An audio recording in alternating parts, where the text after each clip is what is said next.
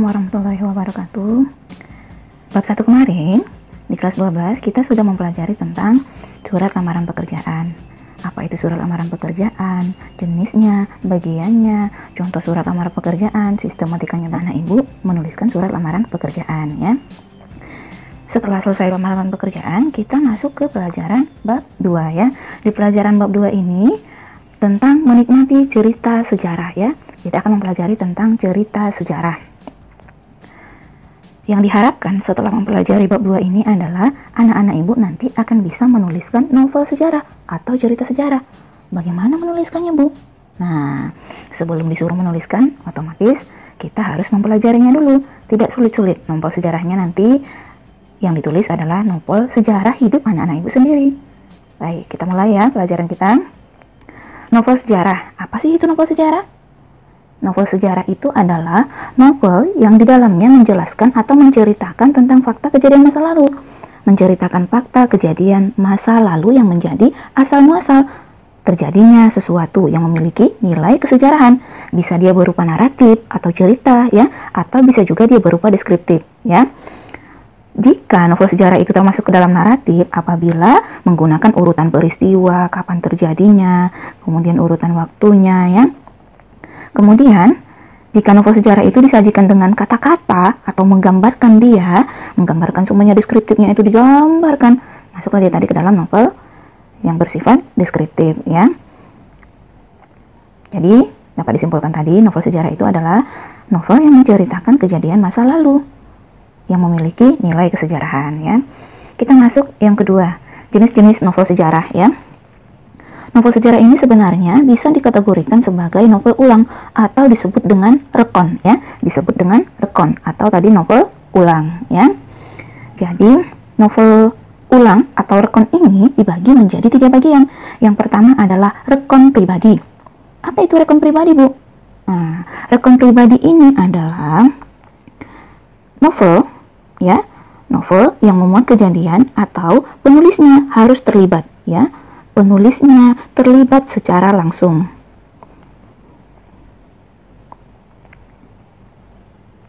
Jadi di dalam novel itu penulisnya ada. Kisah yang dituliskan dalam novel itu adalah kisah si penulis. Ibu kasih contoh. Novel Habibie Ainun. Siapa penulisnya? Iya, penulisnya Baharudin Yusuf Habibie. Jadi di dalam rekon pribadi atau novel ulang pribadi ini penulisnya harus ada secara langsung, ya. Kemudian yang kedua adalah rekon faktual. Apa itu rekon faktual atau informasional, Bu? Yaitu memuat kejadian faktual. Jadi di dalam rekon faktual itu ada dia kejadian yang faktual, ya, yang fakta dia. Misalnya apa? Ada laporan polisi. Nah, ada laporan polisi. Bagaimana polisi menangani masalahnya, menangkap penjahatnya, semuanya itu dituliskan dalam novel. Ya, detektif Conan misalnya, itu masuk ke dalam rekon faktual ya, tapi harus dibuat di dalam bentuk novel ya. Atau bisa juga dia berupa eksperimen ilmiah. Ya, berupa eksperimen ilmiah. Oke, itu dia rekon faktual. Kemudian yang ketiga, rekon imajinatif. Rekon imajinatif itu adalah kisah faktual, kisah yang nyata. Kisah nyata, tetapi dia bisa dihayalkan. Nah, bisa dia dihayalkan dan diceritakan secara rinci. Jadi di rekon imajinasi, namanya juga imajinasi ya nak ya. Imajinasi ini, yang dihayalkan ini, dia kisah nyata tetapi diimajinasikan. Ya. Nah, di dalam 3 jenis novel sejarah ini, masuklah dia, novel sejarah itu tergolong ke dalam rekon imajinatif tadi ya. Jadi dia kisah nyata, kemudian dia diimajinasikan atau dihayalkan. Misalnya, kisah nyata tentang Pangeran Diponegoro nih. Kisah nyata tentang Pangeran Diponegoro, kemudian ditulis oleh Reni Silado dia dalam bentuk novel. Nah, masuklah dia tadi ke dalam faktual tetapi dihayalkan. Atau penulis terkenal Pramudia Anantatur menuliskan novel Rumah Kaca, ya. Jadi dia keadaan masa itu dituliskan dalam bentuk novel yang dihayalkan, ya. Itu dia tadi definisi novel sejarah, kemudian jenis-jenis novel sejarah, ya. Kita masuk ke yang ketiga, struktur teks cerita sejarah. Struktur teks cerita sejarah ini sebenarnya hampir sama dengan novel pada umumnya atau cerpen ya. Struktur cerita sejarah ini terbagi menjadi 6 ya. Menjadi 6. Yang pertama adalah pengenalan situasi cerita. Pengenalan situasi cerita. Apa itu pengenalan situasi cerita? Ya, di sini dijelaskan tentang waktunya, tempatnya, kemudian ada kejadiannya, ada tokoh-tokohnya ya, ada kejadian, kemudian ada tokoh-tokohnya, hubungan antar tokohnya, masih dia pengenalan. Ya, awal-awalnya dikenalkan. Kemudian yang kedua pengungkapan peristiwa. Pengungkapan peristiwa ini mulai ada masalah. Ya, mulai ada masalah dan mulai menimbulkan masalah. Ya, mulai ada masalah. Menuju konflik ini, apa itu menuju konfliknya? Di menuju konflik ini mulailah diheboh.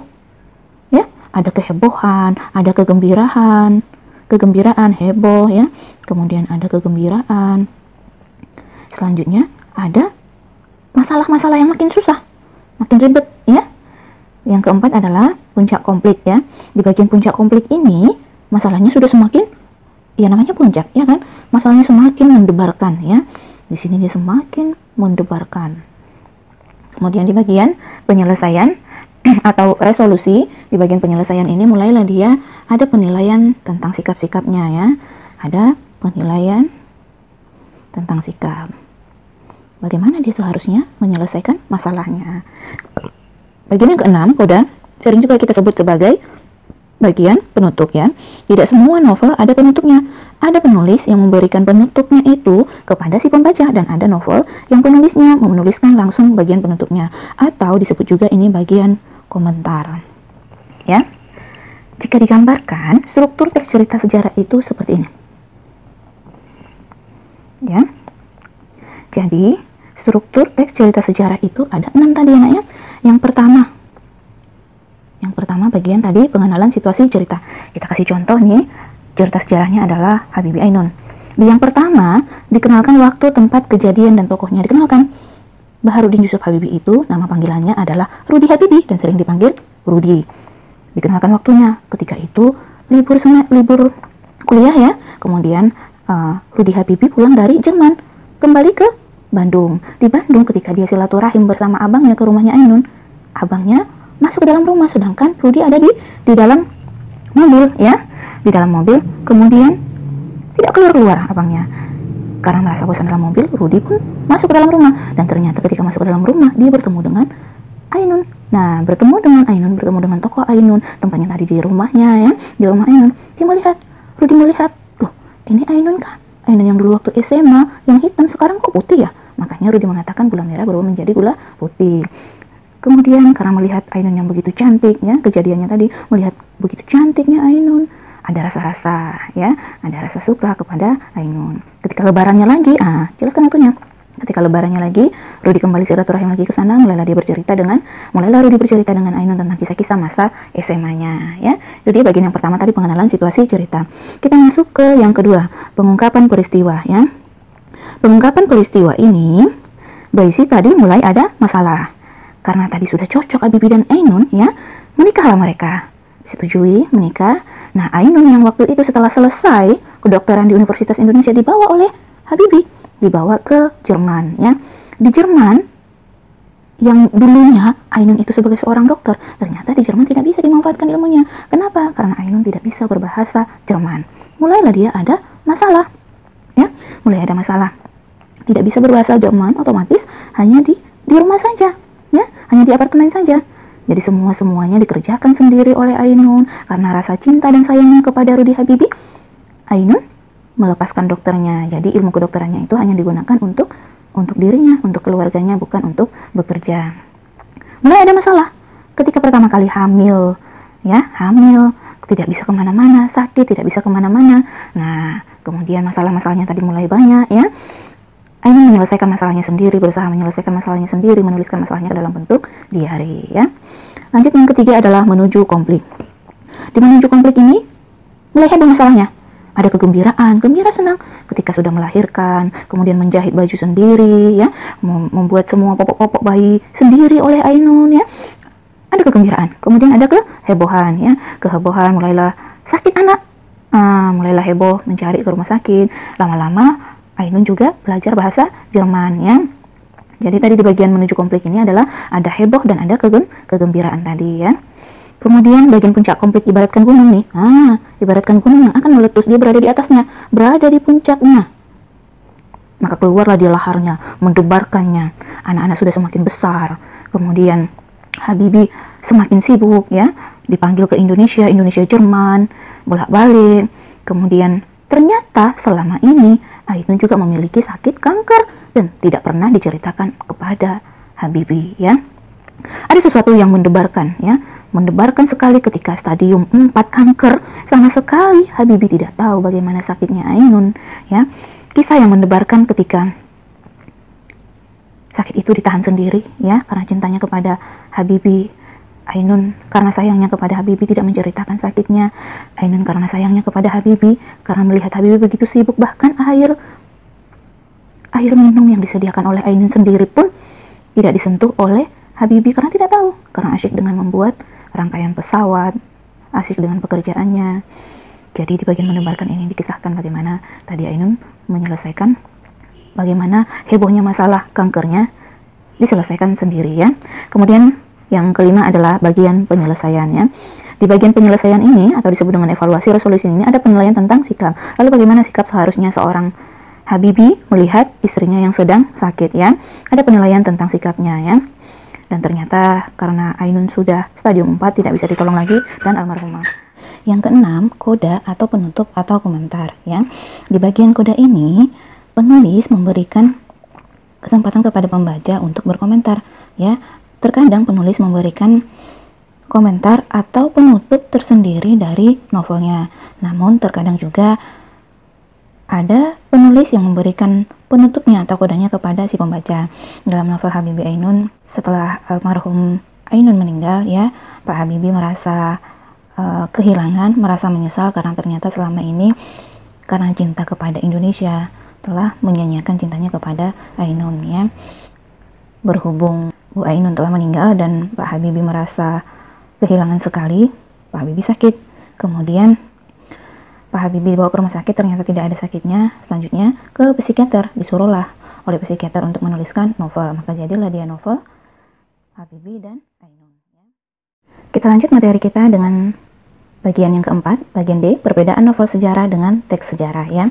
Tentunya novel dengan teks sejarah itu berbeda ya. Kalau kita belajar tentang sejarah Indonesia, maka yang kita pelajari adalah teks sejarah atau mata pelajaran sejarah Indonesia. Namun di pelajaran bahasa Indonesia bab 2 kali ini kita belajar tentang novel sejarah ya. Apa saja perbedaannya? Kita perhatikan yang nomor 1 ya. Teks sejarah itu dituntut menunjukkan kepada hal-hal yang memang pernah ada atau terjadi. Jadi dalam teks sejarah itu ya benar-benar terjadi, tidak bisa berupa rekaan. Sedangkan dalam novel sejarah itu dapat saja menggambarkan sesuatu yang tidak pernah ada. Jadi bisa yang tidak pernah ada itu terjadi, ya. Semuanya itu bersumber kepada rekaan, imajinasi, dibuat-buat, ya. Jadi tadi perbedaannya, di dalam teks sejarah dia harus memang pernah ada, sedangkan di dalam novel sejarah boleh dia yang tidak pernah ada, ya. Yang kedua, sejarawan, orang yang mengerti tentang sejarah terikat pada keharusan, yaitu bagaimana sesuatu sebenarnya terjadi di masa lampau, artinya tidak dapat ditambahkan atau direka. Ini hampir sama dengan yang nomor 1 tadi ya. Jadi sesuatu itu sebenarnya terjadi di masa lampau. Kisah tentang Pangeran Diponegoro misalnya, ya benar-benar terjadi di masa lampau. Nah, sedangkan dalam novel sejarah, novelis atau orang yang menulis novel sepenuhnya bebas menciptakan dengan imajinasi, ya. Bebas dia menciptakan dengan imajinasinya. Apa, kapan, siapa, di mananya, semua unsurnya itu boleh diciptakan dengan imajinasi, ya. Yang ketiga, hubungan antara fakta satu dengan fakta lainnya perlu direkonstruksi. Paling sedikit hubungan topografis atau kronologisnya. Jadi hubungan urutan waktunya, hubungan tempatnya, ya. Hubungan semuanya itu dia harus dia sesuai dengan fakta, ya. Sejarawan perlu menunjukkan bahwa yang ada sekarang dan di sini dapat dilacak eksistensinya di masa lampau. Hal itu berguna sebagai bukti atau saksi dari apa yang direkonstruksi mengenai kejadian masa lampau. Ya, jadi hubungannya itu dia harus perlu direkonstruksikan ya, hubungan antara fakta. Ya, hubungan antara fakta satu dengan fakta lainnya perlu direkonstruksikan ya. Sedangkan di dalam novel sejarah ya, di dalam novel sejarah faktor perekayasaan pengarang lah yang mewujudkan cerita sebagai suatu kebulatan atau koherensi ya. Jadi karena rekayasa aja, makanya dia ceritanya, novelnya itu dia menyatu ya, dan sekali-sekali ada relevan dengan situasi sejarah. Teks sejarah itu sejarawan sangat terikat dengan fakta mengenai apa, siapa, kapan, dan di mana ya. Ini hampir sama sebenarnya tadi dengan yang nomor 1, terikat pada fakta. Sedangkan di dalam novel sejarah tidak terikat dengan fakta ya. Kemudian yang kelima, pelaku-pelaku hubungan antar mereka, kondisi situasi hidup dan masyarakat semuanya harus sesuai dengan kenyataan, Ini hampir sama semuanya ya. Pelaku, sedangkan dalam sejarah pelaku-pelaku hubungan antara mereka, pelakunya, kondisi dan situasi hidup semuanya adalah hasil imajinasi ya. Itu dia tadi perbedaan antara teks sejarah dengan novel sejarah. Sudah jelas ya. Kalau di dalam teks sejarah dia harus benar-benar fakta, bisa rekonstruksikan, bisa diteliti ya kebenarannya, sedangkan dalam novel sejarah itu bisa berupa imajinasi. Kita lanjut bagian yang kelima ya. Kebahasaan dalam teks sejarah ya. Kebahasaan, ada bahasa-bahasa yang harus kita perhatikan dalam teks sejarah atau novel sejarah. Yang pertama, menggunakan banyak kalimat bermakna lampau. Bermakna lampau maksudnya ya, bermakna yang menyatakan itu pada zaman dahulu. Contohnya prajurit-prajurit yang telah diperintahkan membersihkan gedung bekas asrama yang telah menyelesaikan tugasnya. Jadi, prajurit-prajurit ini menandakan dia bahwa itu adalah cerita atau novel yang bermakna lampau ya. Yang kedua, menggunakan banyak kata yang menyatakan urutan waktu ya, konjungsi kronologis atau disebut dengan konjungsi temporal ya. Misalnya, sejak saat itu, setelah itu, mula-mula, kemudian. Contohnya nih, setelah juara gulat itu pergi, sang adipati bangkit dan berjalan tenang-tenang masuk ke kadipaten ya. Yang ketiga, menggunakan banyak kata kerja yang menggambarkan suatu tindakan atau disebut dengan kata kerja material ya. Yang pertama tadi bermakna lampau, yang kedua tadi adalah menyatakan urutan waktu, yang ketiga tadi adalah menyatakan suatu tindakan atau disebut dengan kata kerja material. Kita perhatikan contohnya. Di depan Ratu Biksuni Gayatri yang berdiri, Sri Gitarja duduk bersimpuh. Ya, ada di sini kata kerja material yang menggambarkan tindakan, misalnya bersimpuh ya. Pembantu itu melanjutkan tugasnya, kali ini untuk Sekar Kedaton Dia Huyat yang terlihat lebih tegar dari kakaknya. Atau boleh jadi merupakan penampakan dari isi hatinya yang tidak bisa menerima dengan tulus pernikahan itu. Menerima, ya. Ini adalah contohnya. Ketika para ibu ratu menangis, yang menulari siapapun untuk menangis, Dia Huyat sama sekali tidak menitikkan air mata, ya. Jadi kata kerja material itu adalah kata kerja yang menandakan dia berupa tindakan atau pekerjaan, ya. Kita lanjut yang keempat, menggunakan kata kerja yang menunjukkan kalimat tak langsung sebagai cara menceritakan tuturan seseorang tokoh atau pengarang. Misalnya nih, mengatakan bahwa, ya, yang jelas dia menunjukkan kalimat tidak langsung. Menurut sang patih. Nah, menurut ini adalah menandakan dia kalimat tidak langsung. Tadi kalimat tidak langsung ya.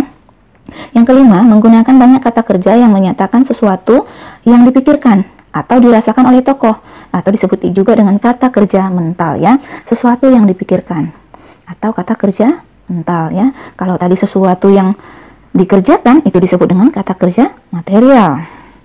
Kita lanjut. Misalnya, merasakan, menginginkan, mengharapkan, mendambakan, ya, menganggap. Contohnya, Gajah Mada sependapat. Nah, sependapat itu berarti sesuatu yang dipikirkan, ya. Yang keenam, menggunakan banyak dialog. Ini hampir sama dengan novel biasa atau cerpen, ya. Ada dialognya, ditunjukkan dengan tanda petik ganda seperti ini, ya. Ada dialog, ya. Kata kerja yang menunjukkan tuturan langsung. Mana suratnya? Nah, ini berarti dia berupa percakapan atau dialog, ya. Ampun Gusti Adipati, Patik takut maka Patik bakar. Nah, ini dia yang menyatakan itu adalah percakapan. Kemudian yang ketujuh, menggunakan kata kerja sifat, ya, descriptive language untuk menggambarkan tokoh, tempat atau suasana, ya. Ada di sini kata-kata sifatnya. Kita perhatikan contohnya. Gajah Mada mempersiapkan diri sebelum berbicara dan menebar pandangan mata menyapu wajah semua pimpinan prajurit, pimpinan dari satuan masing-masing. Dari apa yang terjadi itu terlihat betapa besar wibawa Gajah Mada. Bahkan beberapa prajurit harus mengakui wibawa yang dimiliki Gajah Mada. Yang dimiliki Gajah Mada jauh lebih besar dari wibawa Jayanegara. Sri Jayanegara masih bisa diajak bercanda, tetapi tidak dengan Patih Daha Gajah Mada, sang pemilik wajah yang amat beku itu. Jadi ada kata-kata sifat yang menggambarkan tokohnya. Bagaimana tadi sifatnya Gajah Mada? Ya, sifatnya Gajah Mada tadi adalah ini. Dia tidak bisa diajak bercanda, ya, pemilik wajah yang amat buku itu, ya. Jadi dari kata-kata sifat tadi menggambarkan bagaimana sih tokoh Gajah Mada, ya. Itu dia tadi kebahasaan yang ada di dalam novel sejarah, ya. Kita lanjut dengan makna kias dalam teks cerita sejarah. Kata atau frasa yang bermakna makna kias ini digunakan penulis untuk membangkitkan imajinasi pembaca saat membacanya, serta memperindah cerita. Jadi guna dari makna kias ini adalah untuk memperindah cerita. Bagaimana ketika membacanya, tidak monoton dia pada makna yang sebenarnya, tetapi ada makna kiasnya. Contohnya nih, pertama, di antara para ibu ratu yang terpukul hatinya, hanya ibu ratu Raja Fatmi Biksuni Gayatri yang bisa berpikir sangat tenang. Terpukul hatinya. Terpukul hatinya di sini maksudnya adalah sangat sedih. Ya. Contoh yang kedua, mampukah Cakradhara menjadi tulang punggung mendampingi istrinya menyelenggarakan pemerintahan? Tulang punggung artinya adalah sebagai sandaran atau sebagai sumber kekuatan, ya. Ya, kita lanjut yang ketiga, di sebelahnya Gajah Mada membeku. Membeku maksudnya adalah ya diam saja, ya. Gajah Mada diam saja, ya. Membeku, diam saja. Nah, selain makna kias dalam teks cerita sejarah, sebenarnya masih ada lagi peribahasa, ya. Peribahasa atau bahasa-bahasa daerah yang digunakan di dalam novel sejarah. Namanya juga novel sejarah, akan tetapi penggunaannya bisa ditambahkan dengan di bawahnya penjelasannya, ya, apa makna dari peribahasa daerah, ya, yang digunakan. Kita lanjut nilai-nilai dalam novel sejarah, ya. Nilai-nilai dalam novel sejarah. Yang pertama adalah nilai budaya, ya. Nilai budaya. Nilai budaya ini memberikan atau mengandung hubungan yang mendalam dengan suatu masyarakat. Namanya juga budaya. Yang pertama, nilai budaya itu adalah hubungan suatu masyarakat atau peradaban atau kebudayaan. Itu dia, nilai budaya. Contohnya, dan bila orang mendarat dari pelayaran, entah jauh, entahlah dekat, ia akan berhenti di suatu tempat beberapa puluh langkah dari dermaga. Ia akan mengangkat sembah di hadapannya berdiri Sela Baginda, sebuah tugu batu berpahat dengan prasasti peninggalan Sri Airlangga. Bila ia meneruskan langkahnya, semua saja jalanan besar yang dilaluinya, jalanan ekonomi sekaligus militer, ia akan selalu berpapasan dengan pribumi yang berjalan tenang tanpa gegas, sekalipun di bawah matahari terik. Jadi, di sini digambarkan ketika dia melangkah beberapa puluh dari dermaga akan menemukan bagaimana orang-orang pribumi yang berjalan dengan tenang gegas sekalipun di bawah matahari terik, ya. Jadi di sini ada kebudayaan, bagaimana kebudayaan orang-orang pribumi yang tadi itu yang berjalan dengan tenang, tidak terburu-buru, ya. Ini dia tadi, ya, berjalan dengan tenang tanpa gegas dan sekalipun di bawah terik matahari. Ini dia yang menandakan nilai budaya tadi. Yang kedua adalah nilai moral, ya. Nilai moral ini adalah nilai yang berisi atau memancarkan petuah atau ajaran. Petuah atau ajaran. Ini nilai moral. Ya, nilai moral, nilai yang berisi petuah atau ajaran yang berkaitan dengan moral. Contohnya, juga Sang Adipati Tuban Arya Tejatumenggung Wilwatikta tidak bebas dari ketentuan Mahadewa. Sang Hyang Widi merestui barang siapapun kebenaran dalam hatinya. Jangan khawatir, kepala desa, kurang tepat jawabanku kiranya. Ketakutan selalu jadi bagian mereka yang tak berani mendirikan keadilan. Kejahatan selalu jadi bagian mereka yang mengingkari kebenaran, maka melanggar keadilan. Dua-duanya busuk, dua-duanya sumber keonaran di atas bumi ini. Dan ia teruskan wejangannya tentang kebenaran dan keadilan dan kedudukannya di tengah-tengah kehidupan manusia dan para dewa. Jadi, di nilai moral ini atau di nilai etika ini dijelaskan di sini tadi, ya, itu adalah sebuah kejahatan, ya. Kejahatan selalu jadi bagian mereka yang mengingkari kebenaran, maka melanggar keadilan, ya. Jadi di sini dijelaskan itu adalah moral atau ajaran yang tidak benar, ya, yang selalu mengingkari kebenarannya dan melanggar keadilan. Kemudian yang ketiga, nilai agama. Ya, yang berkaitan dengan ya nilai-nilai agama. Contohnya, kala itu tahun 1309, segenap rakyat berkumpul di alun-alun. Semua berdoa, apapun warna agamanya, apakah Siwa, Buddha, maupun Hindu. Semua arah perhatian ditujukan dalam satu pandang, ke Purwakarta yang tidak dijaga terlampau ketat. Segenap prajurit bersikap sangat ramah kepada siapapun, karena memang demikian sikap keseharian mereka. Lebih dari itu, segenap prajurit merasakan gejolak yang sama, oleh duka mendalam atas gering yang diderita Kertarajasa Jayawardhana, ya. Jadi di sini tadi sampaikan mau warna agama apapun dia semuanya berdoa, ya. Lanjut dengan nilai sosial. Sosial artinya yang berkaitan dengan pergaulan antara individu dalam masyarakat. Contohnya nih, sebagian terbesar pengantar sumbangan pria, wanita, tua, muda menolak disuruh pulang. Mereka bermaksud menyumbangkan tenaga juga. Maka jadilah dapur raksasa pada malam itu juga. Menyusul kemudian datang gondongan gerobak mengantar kayu bakar dan minyak-minyakan. Dan api pun menyala dalam berpuluh tungku, ya. Dalam novel Mangir karya Pramudia Anantatur. Jadi di sini ada digambarkan tentang bagaimana nilai sosialnya. Udah disuruh pulang tapi mereka menolak disuruh pulang, ya. Sudah disuruh pulang tapi mereka menolak disuruh pulang, ya. Menolak disuruh pulangnya karena mereka mau menyumbangkan tenaganya juga, ya. Bagaimana sosial, bagaimana pergaulan antara individu dan masyarakat itu saling tolong menolong, ya. Yang terakhir, nilai estetis. Nilai estetis, ya, yaitu yang berkaitan dengan keindahan, baik itu keindahan struktur pembangun ceritanya, fakta cerita, maupun teknik penyajiannya. Contohnya, betapa megah dan indah bangunan itu karena terbuat dari bahan-bahan pilihan. Pilar-pilar kayunya atau semua bagian dari tiang saka, belandar, bahkan sampai pada usuk diraut dari kayu jati pilihan. Dengan perhitungan bangunan itu sanggup melewati waktu puluhan tahun, bahkan diharap bisa tembus lebih dari 100 tahun. Tiang saka diukir indah warna-warni. Kakinya berasal dari bahan batu merah penuh pahatan ukir mengambil tokoh-tokoh pewayangan atau tokoh yang pernah ada bahkan masih hidup. Bangunan itu berbeda-beda bentuk atapnya, pun demikian dengan bentuk wajahnya.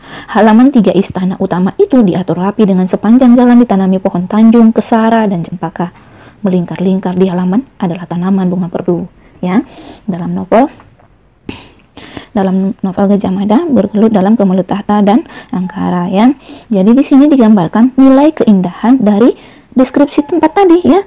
Deskripsi tadi betapa megah dan indahnya bangunan itu, ya. Bagaimana indahnya, ya. Bagaimana pilar kemudian tiang sakanya diukir indah warna-warni, ya, dari tokoh-tokoh, atapnya, ya. Bangunan itu berbeda bentuk atapnya, berbeda juga dengan bentuk wajahnya, ya. Diatur rapi, bangunannya diatur rapi, kemudian ada pohon-pohon, ada juga bunga perdu. Nah, dari gambaran ini tadi, ya, dari gambaran tempat ini tadi, disajikan ceritanya ini tadi, penyajian ceritanya terdapat keindahan atau nilai estetika. Oke, demikian materi sampai nilai-nilai dalam novel sejarah, ya. Maka berakhirlah materi kita untuk pelajaran bab yang kedua, teks atau cerita atau novel sejarah, ya. Sekian, assalamualaikum warahmatullahi wabarakatuh.